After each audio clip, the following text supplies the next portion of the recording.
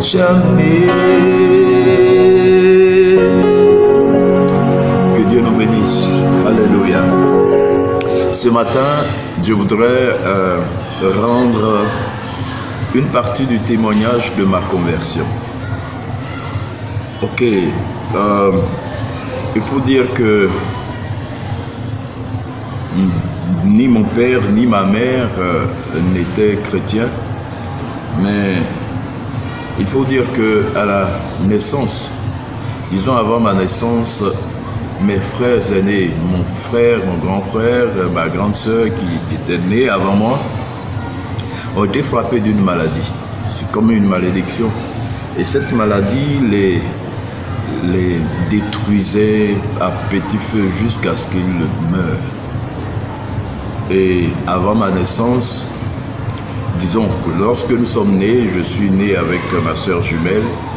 Alors, dans l'inquiétude de mes parents, il y a un ami de mon père qui a conseillé qu'on puisse confier les enfants à Dieu. Et donc, à cette époque, c'était à Mans. Donc, mon père nous a envoyés à l'église catholique chez un prêtre qui nous a confiés au Seigneur. C'est à cela que nous avons reçu le nom, moi, Emmanuel, et ma sœur Elisabeth. Alors, Dieu a enregistré cette prière et nous a épargné cette maladie. Alors, donc, malheureusement, mon grand-père qui est intervenu plus tard va dire que, bon, lui, ses petits-enfants sont des jumeaux, il faut les dédier aux esprits. C'est ainsi qu'on va nous confier, on va faire des sacrifices au village pour nous confier à des esprits. Et puis bon, dès lors que cela a été fait, chaque jour que Dieu faisait, il y a des serpents qui apparaissaient dans la maison, dans le salon, dans les chambres. Et puis lorsqu'on veut les tuer, bon, on dit non, ne touchez pas, ce sont les jumeaux. Mais ce ne sont pas des bonnes choses. Je vous assure que de toute mon enfance, jusqu'à ce que je puisse rencontrer Dieu, je ne pouvais pas me coucher 5 minutes de sommeil que je ne me retrouve au milieu de plusieurs serpents. Alors, et ça a duré des années jusqu'à ce que je devienne un adulte. C'est ainsi que un jour, j'avais en troisième un ami, mon voisin, qui était vraiment quelqu'un de remuant. Moi, j'étais timide et il est venu me remuer pendant cette année scolaire-là. Et nous étions en troisième. À la fin de l'année, il fallait passer le BPC. Et on avait fait toute l'année à nous c'est pas moi, promener de soirée en soirée. Et donc, il fallait se préparer pour l'examen. Alors, mon ami du nom de Dominique Quadio, Kwame Quadio, on l'appelait KDK. Et Dominique est allé à la maison, parce qu'on était à l'internat, il est allé à la maison. Et puis, de retour, il dit que son père lui aurait donné les épreuves par incantation, parce que Rosicrucien. Alors, donc, bon, ok, on va essayer à l'internat, après que le soir, tout le monde soit rentré se coucher des salles de classe, des salles d'études. Nous sommes allés, et lui seul allé dans les toilettes pour pouvoir faire ses incantations. Pendant que moi j'attendais les épreuves, il est sorti avec la tête entre les deux mains. En fait, il s'est trouvé que quelque chose s'était passé. Et puis, donc moi je lui ai dit, mais où sont les épreuves? Il dit, non, j'ai pas. J'ai dit, bon, si les esprits n'ont pas apprécié que le chasse d'eau du WC qui était automatique a brouillé la connexion, et donc il fallait aller bosser. Dieu merci, nous avons bossé et puis nous avons été admis tous les deux et nous sommes retrouvés à Abidjan. Il est venu un soir pour me parler de quoi? De méditation transcendantale. Il dit, mais c'est quoi ça encore? Et donc, il fallait faire du vide dans son esprit, ou pas penser à quoi que ce soit. Et puis, alors qu'à ce moment, j'avais tellement de soucis que C'était difficile de faire de vide dans mon esprit. Je n'ai pas réussi. Ok. Quelque temps plus tard, il est revenu. Et puis il dit, bon, je suis venu pour te parler de quelque chose. Je dis, c'est quoi encore? Il me dit, je suis venu te parler de Jésus. Quand il a dit que je suis venu te parler de Jésus, j'ai senti que quelque chose bouger en moi. Donc, je sentis que cette fois-ci, c'était la bonne. Et il a parlé, témoigné pendant près d'une heure, plus d'une heure même. Et quand il a fini, il dit, bon, allons à l'église. J'ai dit, mais tiens, tu as été le seul à parler, je n'ai rien dit et tu veux que je te suive? Il dit, non, allons-y. Ok, je l'ai suivi. Et d'Abobo, nous sommes retrouvés à l'église des Assemblées de Dieu d'Agamé à la gare. Et ce jour-là, c'était l'évangéliste Nicolas Joël qui a été rappelé à Dieu, qui prêchait. Et il a prêché, il a lancé l'appel, je donnais ma vie au Seigneur. J'ai donné ma vie au Seigneur et puis, bon, ce qui a été marquant, c'est que lorsque je suis rentré à la maison, pendant 3 jours, ma vie était bouleversée. Pas un bouleversement négatif, mais je voyais ma vie, mon ancienne vie défiler devant moi. Mais en même temps, je sentais une joie profonde, une joie que je n'avais jamais expérimentée. Et ça apparaissait sur ma peau comme la chair de poule. Vraiment, il suffisait que j'entende le nom Jésus, la joie m'envahissait. Et donc, mais dès ce moment, moi, je sentais en moi que j'étais un enfant de Dieu, j'étais chrétien. Et même quand je n'étais pas allé à l'église, je me sentais chrétien et tenez-vous bien, j'ai gagné des âmes sans même connaître un seul verset de la Bible, sans même connaître comment prier et tout cela. J'étais allé au boulot et puis j'ai rencontré un de nos petits frères là. Je l'ai vu amaigri, je lui ai dit mais qu'est-ce que tu as? Il me dit oui je suis malade, et bon chien, tant, je ne sais pas ce que j'ai. Je suis allé chez les féticheurs, ils ont levé des pointes de ma poitrine et tout cela même, ça n'a rien changé. Je lui ai dit bon, comme on a fait pour moi, je lui ai dit, il y a une église à Djamé qu'on appelle l'Assemblée de Dieu. Tu vas là-bas, il y a des réunions le soir, comme les réunions du soir où j'étais parti, et tu vas aller, il va écouter les messages, quand on va lancer l'appel, tu dis que tu acceptes Jésus. C'est comme ça que je l'ai envoyé. Et 2 mois plus tard, il est revenu, vraiment transformé, guéri, rempli de joie. Et puis il me dit, mais toi tu m'as envoyé rencontrer le Seigneur Jésus, et puis tu ne vas pas à l'église. Bon. Mais j'étais content pour lui, mais je savais que le jour viendra, le jour de ma conversion, disons, le jour où j'irai à l'église et pouvoir suivre Jésus comme son disciple. Ce jour-là était devant moi, j'étais sûr, rien ne pouvait me décourager. Mais voilà, un jour, je retrouve l'église, c'est à l'église de réveil de Yopougon-Gare. C'est là-bas que j'ai commencé à marcher comme disciple de Jésus. J'ai été baptisé en 88. Et puis, bon, dès 90, bon, on m'a introduit dans le groupe de louanges. Et puis, bon, j'étais le responsable du groupe de louanges jusqu'à 52. Mon diacre Kouabi me rejoint. Et donc, c'est comme ça que, bon, ma vie a été... Bon, il y a tellement de choses qui se sont passées dans ma vie, mais le Seigneur m'a délivré et a fait de moi un enfant de Dieu. Et depuis lors, je n'ai pas abandonné la main du Seigneur. Alors que Dieu bénisse ce moment. Alléluia. Si ça t'a fait du bien, sache que toi aussi, comme le Seigneur l'a fait pour moi, il le fera aussi pour toi. Alléluia. Et la Bible dit que Dieu a tellement aimé le monde. Vraiment. Moi, j'ai vu que Dieu m'a aimé.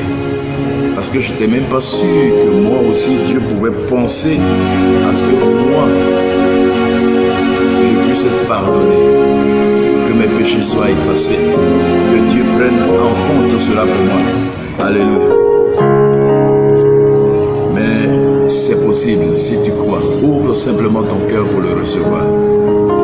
Jésus est celui qui n'attend que nous le recevions.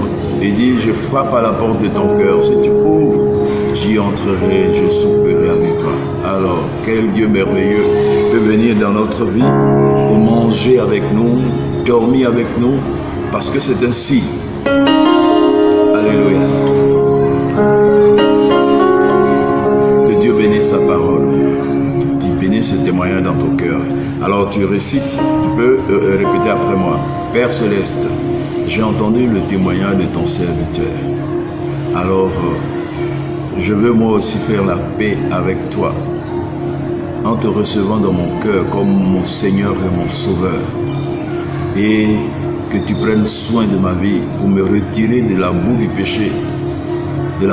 péché, des épreuves de la mort, de la malédiction héréditaire, afin d'être un enfant de Dieu.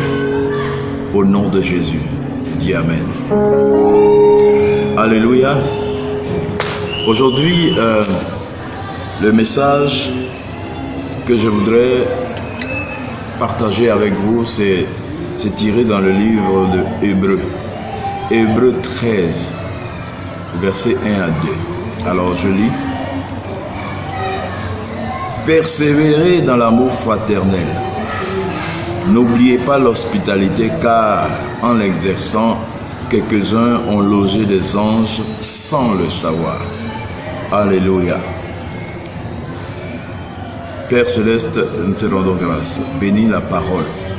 Bénis cette parole afin qu'elle puisse entrer dans la vie de quelqu'un pour changer sa vie. Père, nous savons que les temps sont mauvais et l'amour de plus grand nombre a refroidi. Saint-Esprit, aide-nous à multiplier, à augmenter ton amour dans le cœur, afin que nous puissions te suivre, te servir et aussi aimer notre prochain comme tu nous l'as commandé, au nom de Jésus. Amen. Alors, ici il est écrit persévérer dans l'amour fraternel. Persévérer. Alors, persévérer, quelqu'un a dit il faut percer pour voir. Persévérer nous induit à la patience, nous induit à comment on appelle ça, à ne pas se décourager, à ne pas baisser les bras, surtout dans ces temps où l'amour de plus grand nombre a baissé. Alors l'ingratitude est devenue comment on appelle ça, le sentiment le plus partagé. Les gens sont ingrats, ils sont ennemis des gens de bien. Le mal même s'est accru. Et nous sommes effectivement dans les derniers temps. Persévérer dans l'amour fraternel. Le Seigneur, il nous a aimés. Il nous a aimés. Et donc, s'il nous a aimés, nous devons suivre son exemple. Nous devons marcher comme il a marché. Je sais que si Dieu ne m'avait pas aimé, au travers cet ami Dominique Kwame Kwadio,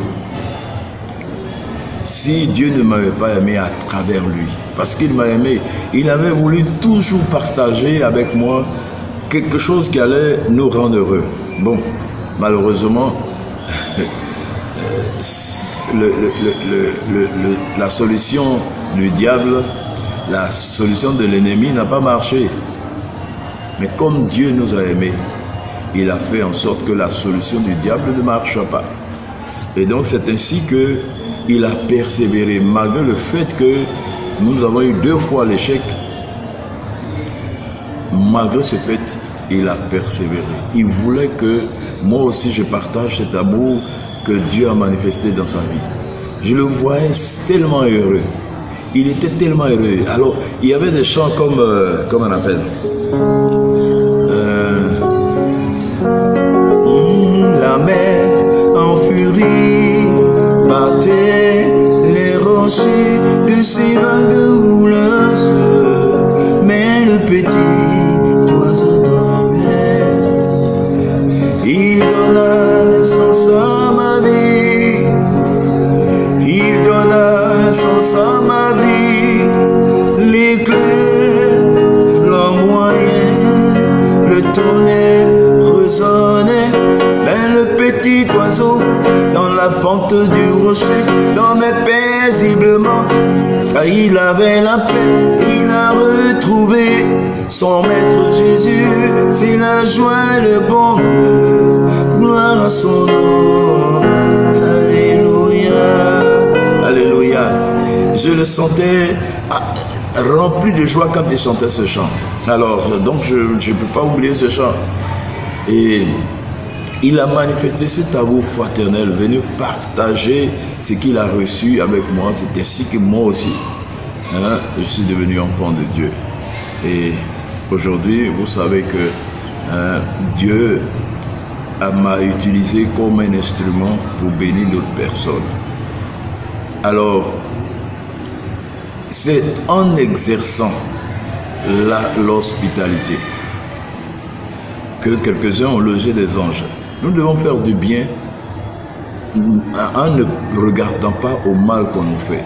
Les gens sont ingrats, les gens sont méchants, ils ne nous retournent pas le bien qu'on leur fait. Alors, nous allons nous décourager. Mais le Seigneur dit de le faire. Et nous devons obéir à la parole de Dieu. Obéir seulement, comme Abraham. Quand Dieu lui dit, va, quitte ton pays, tes parents, ta famille, et va dans un lieu où je te montrerai. C'est-à-dire, nulle part. Mais il a obéi. Et Dieu a fait de lui le père d'une multitude. Le père de la foi. Alors, Dieu ne peut pas nous envoyer et nous perdre.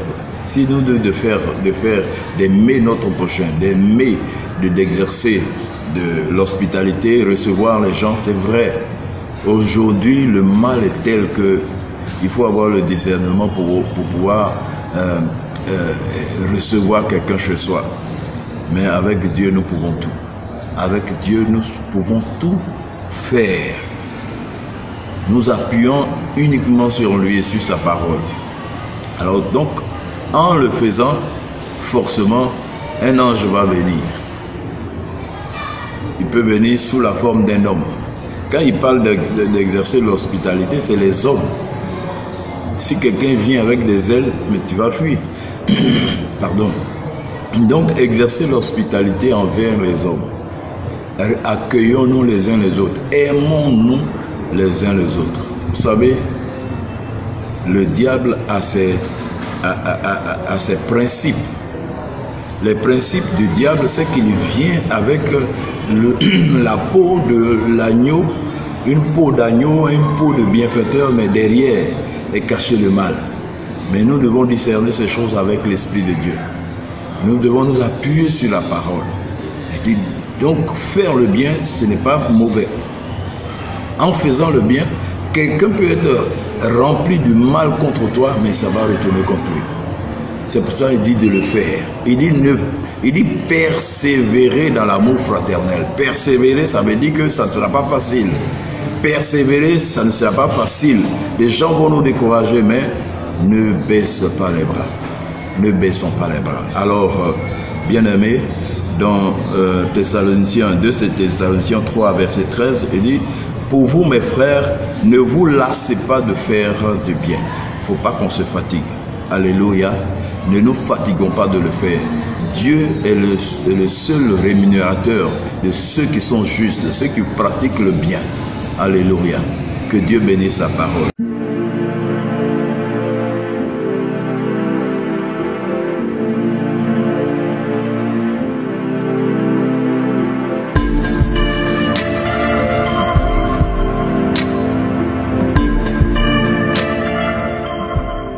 Alors, Seigneur, je te recommande ton peuple.